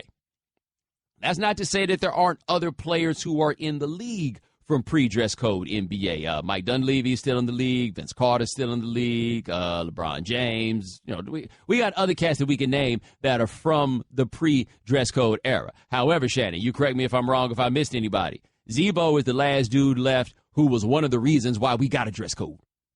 Exactly. Those other guys seem to conform, and it made more sense. But with Zebo, he's the last holdout. That's right. They already had suits. Zebo was on the Jailblazers. Who was it? Ruben Patterson and Zebo cold cocked that time he broke his jaw? Was that it? Allegedly, yes. Yes, allegedly, yes. Like, Zebo is the last of that time, right? I imagine if you're like 16, 17 years old now, that is an NBA that you don't remember at all. Like, Shannon, remember when people would talk about how, like, the cocaine NBA from back in the day, and we didn't know nothing about that? I feel like that's what that era is to now. Zebo is our ship be sinking. Like, yes. He's our Michael Ray Richardson. Yes, like, he's the one who is left. But what's so wild about it is Zebo has become beloved. Like, across the board, nationwide, a beloved figure, while at the same time, from what I can tell, not really changing that much, right? Like, you know, the stories always is, man, you cats, y'all got to watch out who the people are that y'all hang around. Shannon, from what I can tell, Zebo still hangs around the same cats. It appears so. Yeah, like from what I can tell, Zebo still hangs around the same cats. In the last, I don't know how many years, I guess like 5 or 6 years. Remember we had that story a few years ago where that dude alleged to the police that Zebo was the weed man and had the cars with all the compartments and stuff in it? Remember that? We had that one. We got the dude who Zebo and his partners appear to stomp out on site in L.A. They stomped him out that time in front of Stars on Crenshaw and Rosecrans in L.A. We got that. My man Gary Parrish gets on the radio in Memphis, tells stories about Zebo leaving games, winding up on people's porches, shooting dice. After not at a casino, on the porch. Nothing about Zebo has changed. You know what happened? Zebo went to a team in a city that could appreciate him, and that would be Memphis.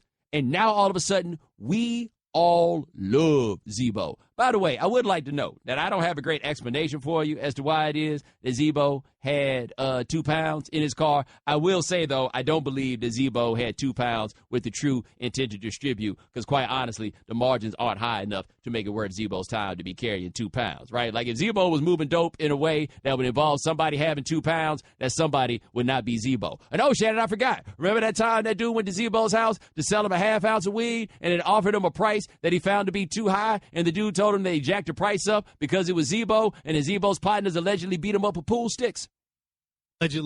Allegedly. And we still loved him. Like, we had a whole movement to wipe, like, the Zebos out of the league. And what we figured out was we didn't have a problem with a Zebo. We had a problem with all those Zebos. But if we only got one Zebo, then we can love Zebo. And we do love Zebo. We absolutely do. Also, by the way, 16 years in the league for a dude who would have been considered unathletic in literally every era of the NBA. Shannon, you imagine how high Z-Bo would not be able to jump if he had to hoop in Chuck Taylors? Still fascinated by the number of rebounds he gets by not leaving the floor. Dude, I'll tell you, back in the day, you'd be like, oh, man, the league, back when it was number white dudes, all them white dudes would have been like, hey, man, that dude right there, he's gritty. They'd be talking about, he could have been playing in 1951, and they'd be talking about him like Larry Bird. Well, you know, he's not the most athletic guy out there. He'd have been that dude. But, yeah, Z-Bo gets picked up with 2 pounds, and I'll be like, oh, dag, man, Z-Bo got picked up with 2 pounds. That's it. We're not flying off the edge here. The NBA is at the point where this can happen, and we don't think that the whole league is full of thugs. All of that. Nope, that doesn't happen. Z-Bo gets picked up with 2 pounds. We're like, Z-Bo crazy, bruh. Z-Bo got to know better than that. Come on, baby, 2 pounds. I wish you was coming to my house. I'm saying that's what they would say, not me. 888-729-3776. That's our telephone number. Coming up next, my man, the future co-host, Pablo Torre, joins us in studio on ESPN Radio. Thanks for listening to the Right Time Podcast. Please come back tomorrow for more. And don't forget to listen to The Right Time with Bomani Jones from 4 p.m. to 7 Eastern on ESPN Radio and the ESPN app. Okay, Kevin, for the grand prize of $1 million, what color is the White House? I know this. 5 seconds. Oh, switching to Geico could save you a bunch of money on car insurance? Okay. Judges?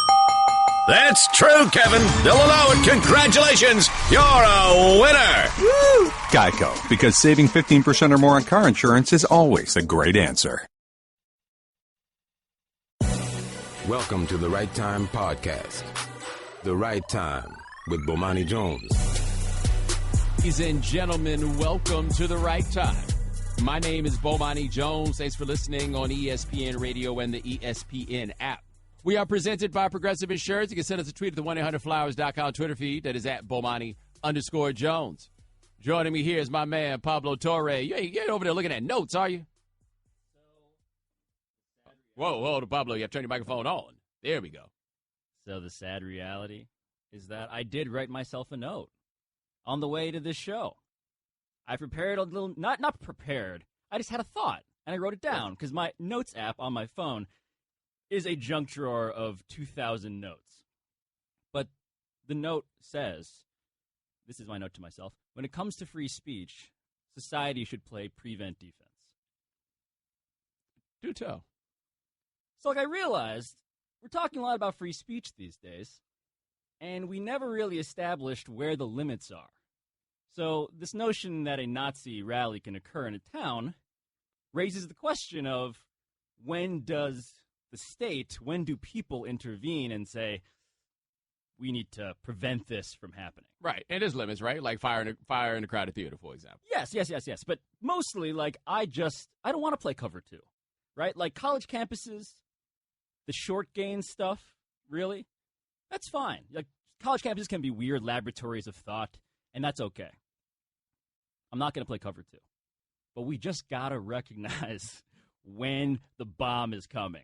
Right? Like, when is the long pass coming?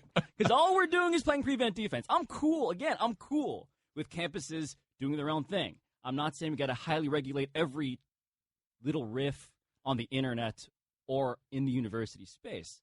But when it comes to the Nazi rally, it's like, yeah, okay, here's the thing we've been built to defend. And if we don't defend it, that's just a phenomenal failure, of course. But more to the point, it's insulting when anyone tries it. And it should be insulting. And that felt like a long pass that we were just somehow caught off guard by. Like, wait a minute, guys. We've been talking about this. This is the play. Stop this one.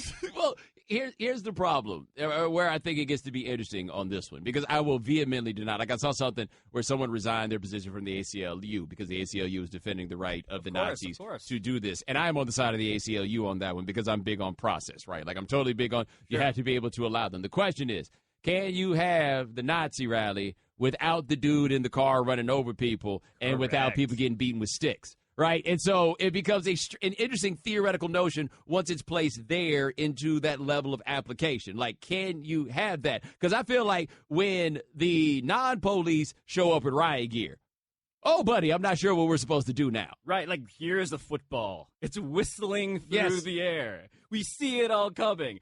And the other thing, really, though, about what should we do here? I mean, I feel like when you allow society, right, to be governed by a contract that doubles not just as a contract, but as a suicide pact. Like, whoa. Like, the groups that we need to classify as the long bomb, like 50-yard Randy Moss touchdown people, like, we're not asking for a whole ton there. Well, we're really not. Well, I think on this one, as Randy Moss would be there, we're talking to Pablo Torre of ESPN and Magazine, you got to call pass interference, right? And that seemed to be the issue here more than anything else. Is like, wait a minute, you're not going to call pass interference here because when cops are watching, right? Like the dude said, he was getting beat up next door to the police station. That right there is, hey man, you guys got to call the push off. You put two hands in the back. That's what it has got to be. Now let's take this to a sports thing, right? Yeah. I feel like we're going to hear more from athletes about this one, just because I think you're going to hear from more people on this one. Like I saw the Michael Bennett, Marshawn Lynch. I can never explain Marshawn Lynch, so I do not try. Right? Michael Bennett, however, gives you a little bit more of an explanation. You got to wonder, as more and more of this happens, our friends who like to stick to sports, and I understand why they would like to stick to sports, but our friends who like to stick to sports, is that even going to be an option as this proceeds? Well, this is the whole argument, and you brought up the ACLU earlier very appropriately, because this is a lot about what it means to have diversity of ideas and diversity of opinion, right? And, like, what are we obligated to speak out against? And so the idea that more and more athletes would see again, I'm torturing this metaphor literally to death, but they would see the one thing, right? This is like the stuff that straight up Captain America's comic book legend is based in, right? Like, the Nazi stuff, right? Like the idea that, okay, now we're going to get more people in the pool on this, that's totally understandable.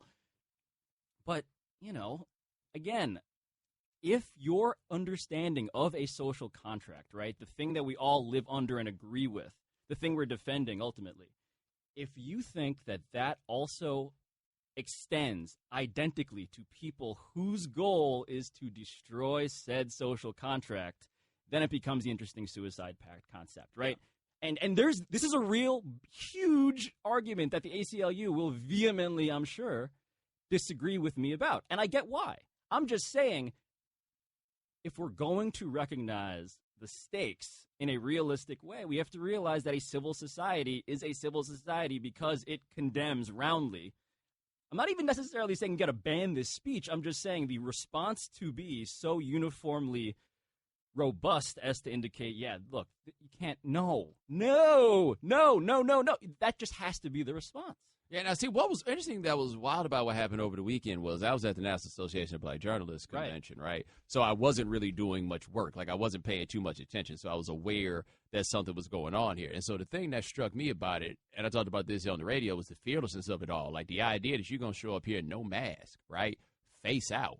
World to see. Crazy. Like, it's crazy. Boom. I got in a car to come down here and get down with this program, and then it turns into what it did turn into by the time it was over. It's like, yo, man, once this gets to be the no-mask world, we got a lot that's going on here. We've got a whole lot that is going on. So then I saw somebody had died. Like, that's before I'd even gotten to the point where I'd seen that someone got hit by a car, and then the dude backs up and goes again. And part of what was wild to me is everybody saw this one coming. Like, the stories that are going on, like, there's been a couple of those he was a loner story, but there's been a whole lot more like, yeah, he's been talking this Nazi stuff forever. I'm like, forever? This only came back in style a couple of years ago, I thought. Forever, ever? Forever, ever? Yes. But this is that concept, right? The Overton window, which is a thing I think about a lot lately because it's a very academic term for something really, a guy. Really a very academic term. I know it's I defy type sometimes. But the Overton window was discovered by or thought about by this guy whose last name was Overton, and it was the range of things that society deems acceptable, right? And there's a great list of descriptions for what those different tiers are. So if you think about, for instance, the terror alert color coding list, there's an equivalent one for just like what is okay or should be considered okay. And it goes from the most free, unthinkable, and this is going in reverse order, unthinkable, radical, acceptable, sensible, popular policy. Unthinkable, radical, acceptable, sensible, popular. You'll notice that we went from radical to acceptable real quick. Right? Like, this stuff happens like this, right? The gradations between not okay and radical and acceptable are adjacent to each other. They're adjacent to each other. And so the concept of something like this escalating so quickly, this is why we have to be vigilant about speech. And this is why I'm saying, like, we got to play this prevent defense, because we can't just let stuff go by because it affects where our Overton window, so to speak, lies across thought. Yeah. And it's dangerous. It's just dangerous. We'll give it to you short. We're not giving it to you deep. By the way, this is a fascinating illustration of where, like, the difference between me and Pablo will come up on our television show that debuts January 2nd, 2018, as Pablo has his meticulous notes as he is ready for this, and I'm over here playing a puzzle. It's so much less meticulous than people think is the crazy, fraudulent part of this. Yeah, just throwing the stuff out there. Just throwing it out there. It's good for my brand, though. I think so. I think it works well. It's a nice bond here. All right, now, 888-729-3776. That's our telephone number. Call up Pablo Torre. Tell him what's going on. We're just hanging out here. We're also going to get into the guys at the National Anthem and Zeke Elliott. All the light fare for you. That is all we've got here is light fare on ESPN Radio, the ESPN app, Sirius XM Channel 80. The Right Time with Bomani Jones. Ladies and gentlemen, welcome back to The Right Time. My name is Bomani Jones. Thanks for listening on ESPN Radio and the ESPN app. We are presented by Progressive Insurance. That's the old soul song of the day. Welcome to the Terror-Dome by Public Enemy. For My Money, the second greatest rap single of all time, behind Bombs Over Baghdad by Outkast. Dude, all the quotables in Welcome to the Terror-Dome. And I mean, the Terror-Dome was the way that Chuck D referred to the 1990s. I feel like the Terror-Dome is what the hell we dealing with right now. It's the rebooted Terror-Dome. Yeah, that's where we are. We've relaunched the franchise, and this is a sequel, but it's fundamentally the same movie. Black to the bone, my home is your home. Welcome to the Terror-Dome. That's my man Pablo Torre is here to join us for a little while longer here on The Right Time. Now, I want to talk to you about something we talked about a little earlier. I said we was going to talk about all that heavy stuff, but I feel like I have an opportunity to get something in here now. You are 5 years younger than me, right? Which does not make you very young necessarily, but I think for purposes of this discussion, it will work. What is your recollection of a pre-dress code NBA? Oh, man. So a bit of background on me. I grew up, I think, like, I identify myself as a child of Jordan. Like, that's my generation. So my understanding of the dress code of the NBA as it relates to the early to mid-2000s, right? Yes. Right? So that's stuff that I remember acutely. I do. I remember Iverson all through the LeBron.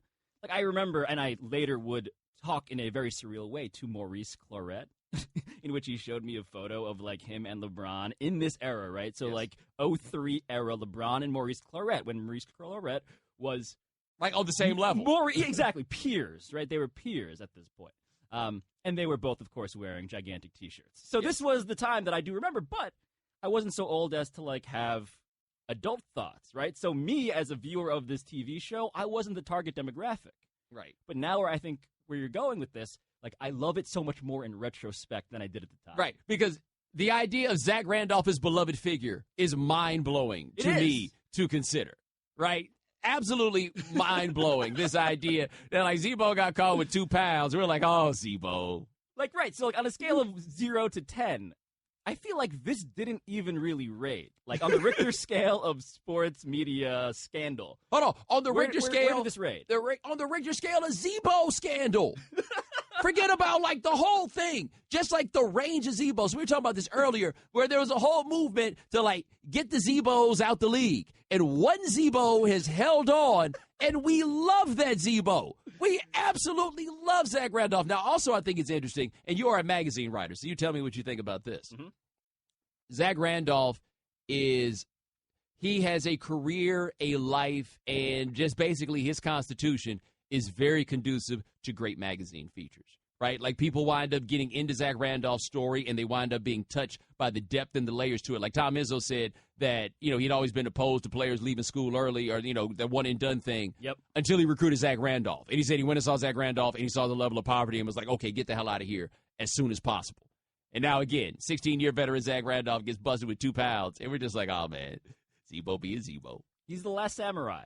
Yes. He is wandering the earth with a particular code of honor and a blade and possibly pounds of marijuana. Yes. And is living his life in a way that has otherwise been eradicated. I mean, this is, again, you have not seen Star Wars, but this is the story of the Jedi. He is the last guy standing for his religion. And I will point out that, yeah, I mean, on the Zach Randolph scale of things, we've seen more and worse from Zach Randolph.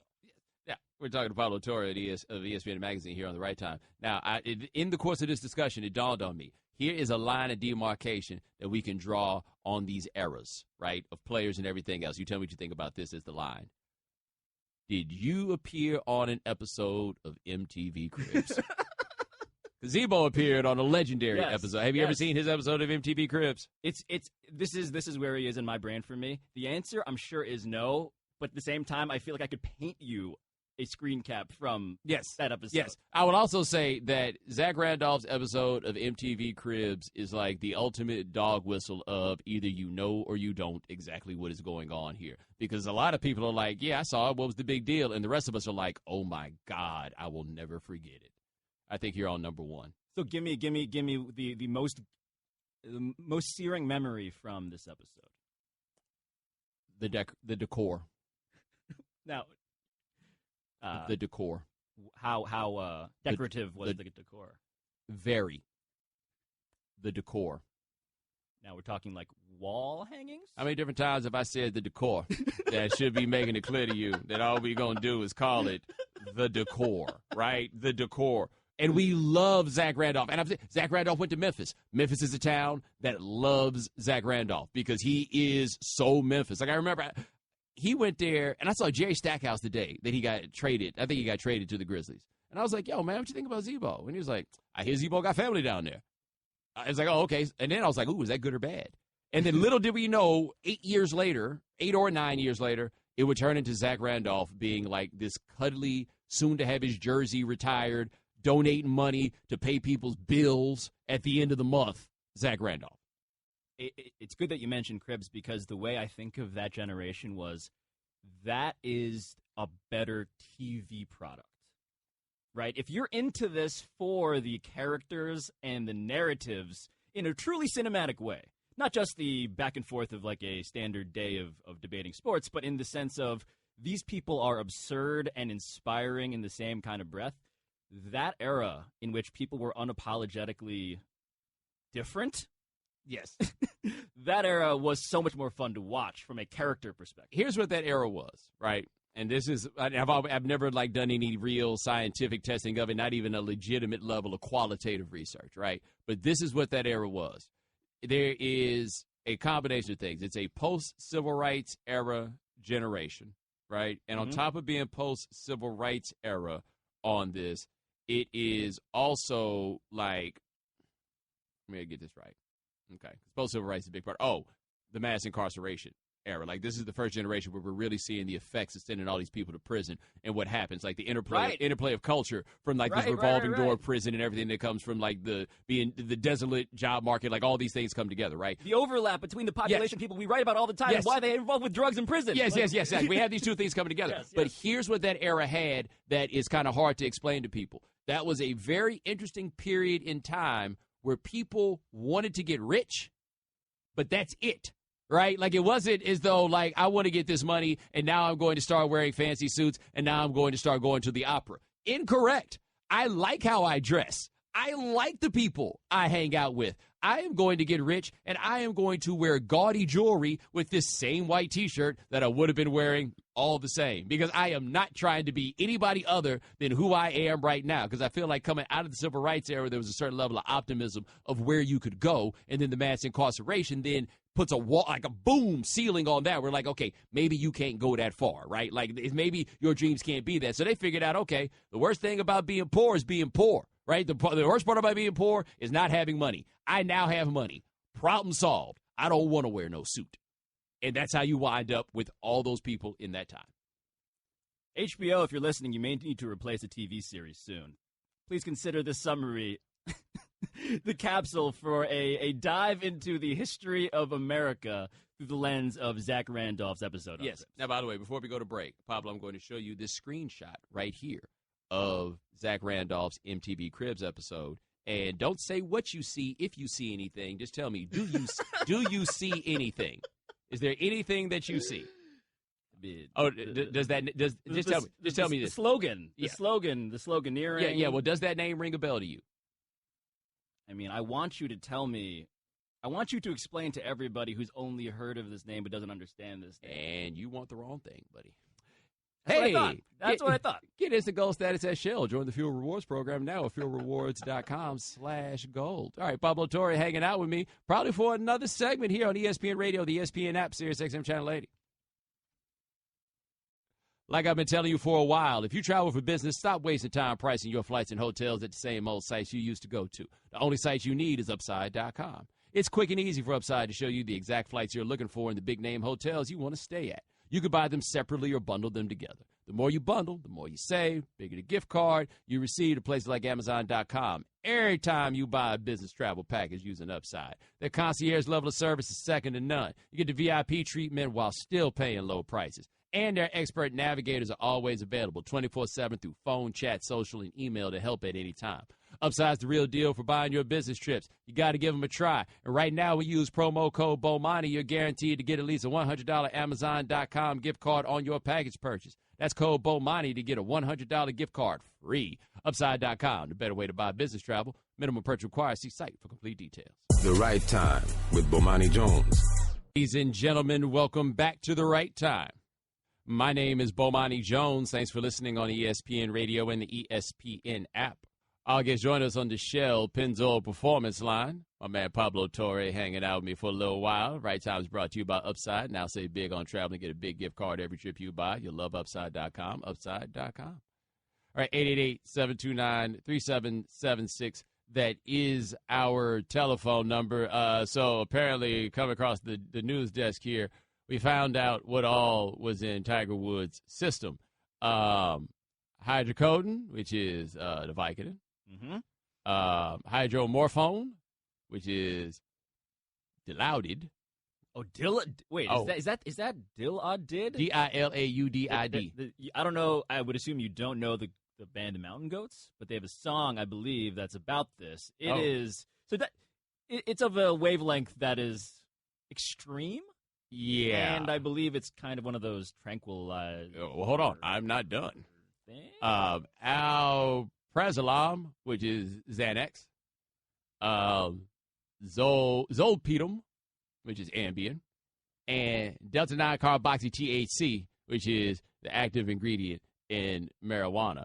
And I feel like I see this and I have two thoughts. Thought number one is, I hope he gets it under control, right? Like, I mean, there seems to be a lot going on there. I hope he gets it under control. Yes. Number two, didn't see that one coming. Did you see that coming? Because I didn't see that one coming. I didn't. I feel like maybe I don't know, does the sunglasses he likes to wear, those goggle ones, should that have been a warning sign or not? It's a good question, but I did not see that. Didn't see it coming either. No, not at all. No, did not. And we want to be clear, we don't know if he had prescriptions and that medical marijuana is legal in Florida. But again, did not see that coming. Tiger is but this all kind of fits into the story of Tiger Woods as a guy who is trying to numb himself. Yes. That seems to be the unifying characteristic of that long and multisyllabic list that you just read. Yes, it is. He's in pain. It is what it seems like. It is. Much to my surprise, that is the part that you are focusing on, as I keep going back to did not see that coming.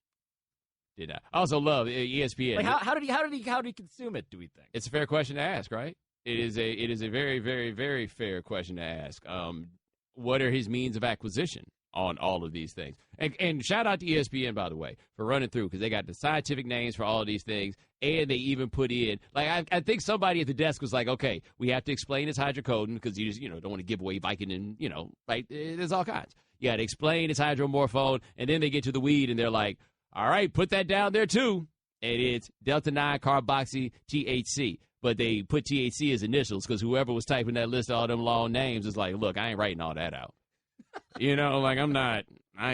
They get it. Yeah. They'll get it. Yeah, I'm not writing all that out at all. But yeah, dude, I hope my man gets it straight. Like that's just, I guess whenever people get busted for DUIs, I don't really moralize on DUI in the way that other people do, in large part because I'm like, okay, so what you're telling me is you have consumed this substance that impairs your judgment, and then you did something that was a bad idea.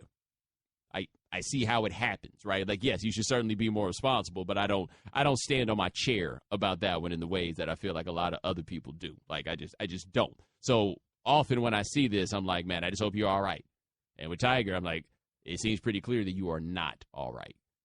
Because there is some standing on a chair to do here if we wanted to do it, and I don't think we necessarily should, because I don't think right now people are, like, dying for the take that says marijuana is very, very different than alcohol in terms of driving impairment as a concept, right? For instance. I don't think people want to hear that right now because especially it is mixed in this case, in a cocktail of other very dangerous things.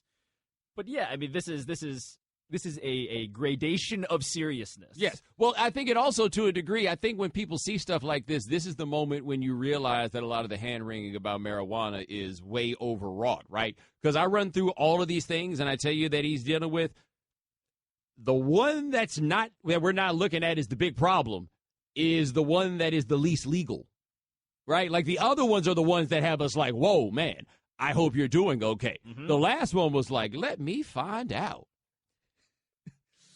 That's right. Yep, that's about how it is. Would you like to talk to America? I would love nothing more. All right.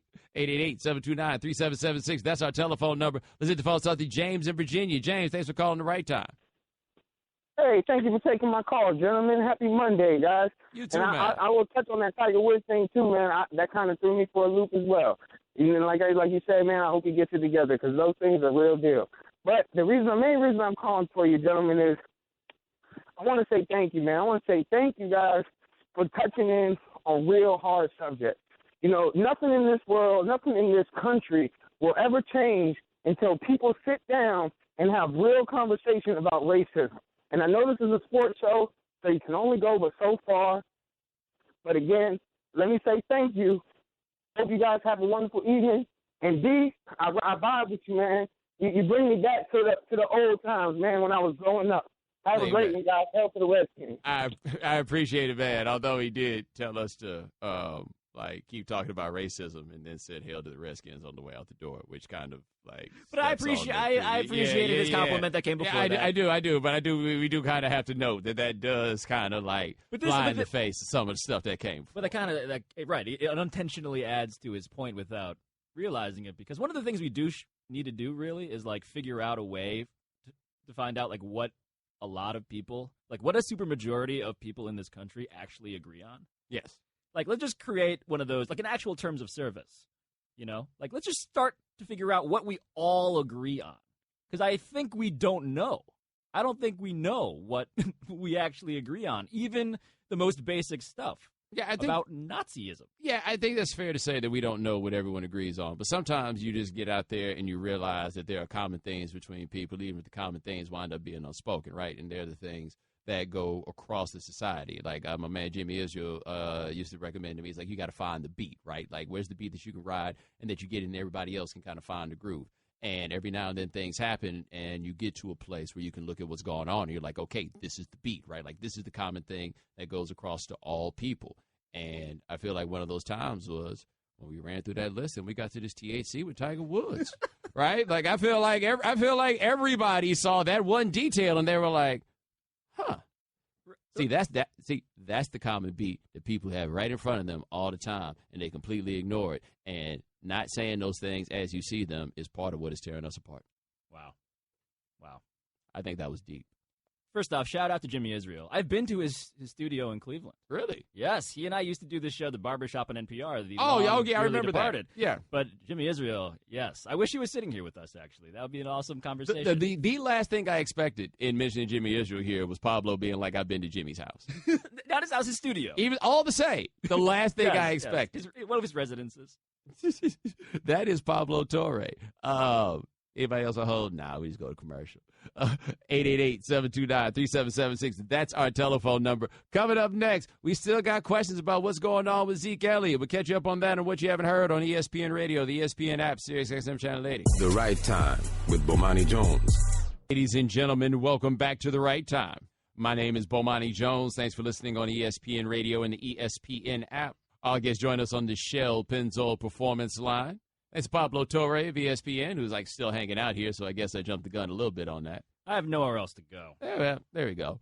Thanks to Dan Graziano of ESPN for joining us in the 5 o'clock Eastern hour. Thanks to Robert Klemko of MMQB.com for joining us in the 4 o'clock Eastern hour. Remember, if you miss anything live, check out the Right Time podcast, available on the ESPN app. Hey, hold up, Shannon. This Jordan Rodgers. Like, the one on the is that the one that was on The Bachelor? Right? I'm getting a thumbs up from Nuno. Yes, that one. Yes. Oh. Huh. Anyway, what we miss out on today? We know you can't be on top of all the news and information of the day. Now, if you haven't heard. All right, the big news from the NFL still remains the 6-game suspension of Cowboys running back Ezekiel Elliott. And if you haven't heard, here's Bomani Jones earlier today on The Right Time discussing why it's tough to take sides with both the NFL and Elliott.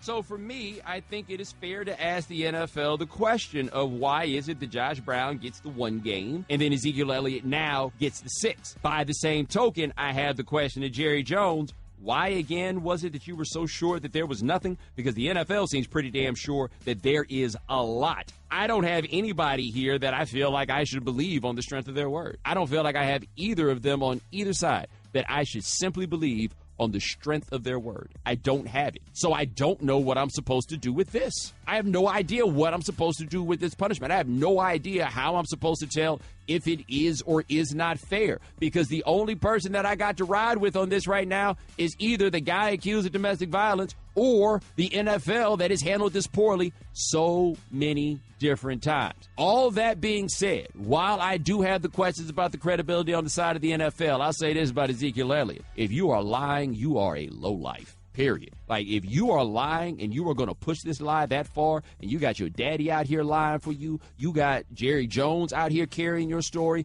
If you are lying, you are the lowest of lowlifes. There's no way around this. Like, the suspension here has come, and I understand that it might be really, really difficult if you've committed such an act to come in front of everybody and say, I committed that act. But that's the place where you start getting the redemption on this sort of thing and people start buying into you again. Like, if Ray Rice had still played in the NFL, if he had gotten another chance at the NFL, we would hold Ray Rice up as an example of how it is that you're supposed to handle these things. And I feel like if Ray Rice had gotten into the league, these dudes that get out here and make these mistakes would be far more likely to own them and face up to them, because they would have this example of a dude who is showing you, you've made this mistake, but now you got to go out here and get this right. And then after you get this right, all the things that you feared about telling the truth, you'll have nothing to fear after that. If you did this, man, you got to own it. And if this goes to some level of appeal and we get more and more reporting that comes out of this that winds up making you look worse, you know how much money you're going to cost yourself down the line? Like, do you realize how much? And you're like, yeah, money is not the biggest thing. No, it is absolutely not the biggest thing in the world. But I can't figure out any other reason there is for him to carry this lie if it is a lie. All right, Elliott and his camp are expected to appeal the 6-game suspension. Bomani, I'll ask you, what is the likelihood that this gets reduced? Who knows, man? The NFL is like the NCAA, except they pay their players. I have no idea. And that's never what you want people to say about you when it comes to these things. All right, sticking with the NFL, it may be deja vu all over again for quarterback Alex Smith, as Andy Reid has announced that Patrick Mahomes is now the second quarterback. He's second on the depth chart there with the Chiefs, and here is Reid explaining his decision. Made a change at the quarterback position. We're going to give Patrick a chance to work with the twos, like Tyler's had here the last couple weeks. It's not because of Tyler's performance in the game. I thought he actually played very well, but it gives Patrick, and Patrick did a nice job too, so it gives him an opportunity to step up and work with that second group and see what he can do there. Is Andy Reid setting himself up for an unnecessary quarterback controversy? No, I think what he's doing is putting Mahomes at that level so he can see what it looks like, and then I think Mahomes is probably going to play himself right back to third string. I'll be shocked if he sees the field at all this year. He just doesn't appear to be ready to play in the NFL. Ex-Arkansas coach Frank Broyles has passed away at the age of 92. He lost his battle with complications from Alzheimer's disease. Frank Broyles, history will remember Frank Broyles for, I could say maybe three things, but two things in particular that are kind of divergent in nature, at least you would think. One of them is the 1969 Texas-Arkansas game at the Cotton Bowl where Richard Nixon even came in, and it's like the last vestige of all-white football in the South. Now, it's not full-on Frank Broyles' fault that was the case, but that game is part of a legacy of that period of time. Frank Broyles will also be associated in history with hiring Nolan Richardson at Arkansas. Nolan Richardson, the first black head coach at a major school hired in the South. That there was a really, really, really, really, really big deal. Now, of course, things with Frank and Nolan soured as things went on. The moral of the story on that one, as I bring it up here, doesn't always have to be a hero. Sometimes just got to be a dude hiring the best coach that he can find, right? I have been to Nolan Richardson's house, by the way. Really? To the ranch? I have been to the ranch. How was that? He has very large dogs. I'm not shocked at all by that. It's actually an amazing place. I feel like if I lived in Arkansas, I have some real big dogs, too. Yeah, Fayetteville has a lot of real estate available to a former legendary coach like him. He still lived there. That was one thing that was very interesting about it all. Even after it fell apart, Nolan still lived there. But Frank Broyles is a big-time figure in the history of college sports, also well known for his time in the broadcast booth with Keith Jackson. All right, ladies and gentlemen, thanks so much for joining us here on The Right Time. We do this every weekday, 4 p.m. Eastern. Shannon Nuno, Cat, thanks so much. Jason Fitz and Jordan Rogers coming up next. Thanks for listening to The Right Time podcast. Please come back tomorrow for more. And don't forget to listen to The Right Time with Bomani Jones from 4 p.m. to 7 Eastern on ESPN Radio and the ESPN app. Okay, Kevin, for the grand prize of $1 million, what color is the White House? I know this. 5 seconds. Oh, switching to Geico could save you a bunch of money on car insurance? Okay. Judges? That's true, Kevin. They'll allow it. Congratulations. You're a winner. Woo! Geico, because saving 15% or more on car insurance is always a great answer.